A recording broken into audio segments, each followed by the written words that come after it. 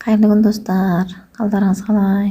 Бүгін сіздерге шөлдегенде шөлдеріңізді басатын өте дәмді ашытпа көшесі жасап көрсетемін.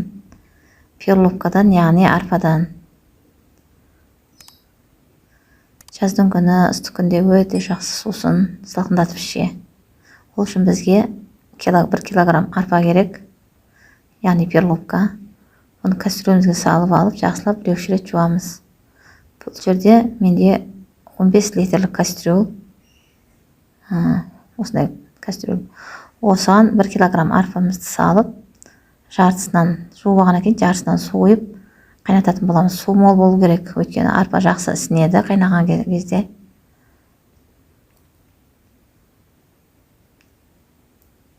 Қатты бір қайнатып алғаннан кейін баяу отта бетін жауып бұқтырып пісіретін боламыз. Осылай жай қайнау керек.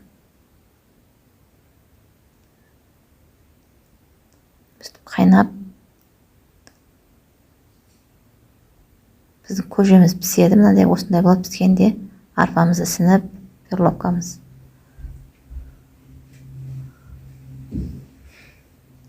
Енді осыған қайнаған суды салқындатып үстіне қосып сұйылтатын боламыз. Өйткені қою болмау керек көже деген. Кастрюлем толды, сонда 15 литрдей көже болады бұл жерде.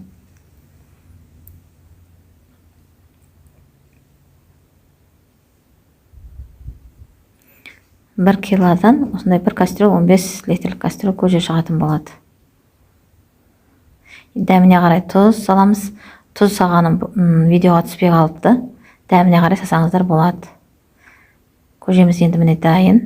Осыған айран қосып, қатты суып қалмау керек. Шамалы жылы кезде айран қосып, бетін жауып қойып, холодильникке сап қойсаңыздар, бір күннен кейін жайлап аши бастайды айран көжеміз. Холодильникке самай-ақ бөлме температурасында қойып қойсаңыздар да ашитын болады. Ашып болған соң холодильникке салуға болады.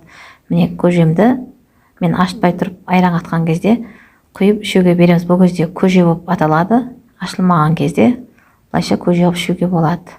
Ашылмаған көже бұл кезде. Кейін бір күннен кейін ашығаннан кейін осындай пластмасса ыдыстарға салып, құйып холодильникке сап қойып күнделікті алып ішулеріңізге бола береді. Уақыттарыңызды үнемдейді. Бір жасап қойыңыздар. Менде мысалы 15 литрлік кастрюльдегі көжені 5 литрлік ауыз жабылатын осындай бакалашкеге ыдысқа, тағы да 7 литрлік ондай шелекке, кірішкіш жабылатын шелекке құйып салып жатырмын. Достар, жасап көріңіздер менің рецептім бойынша. Өте тез дайындалатын, қарапайым, күнделікті жасалынып тексерілген рецепт.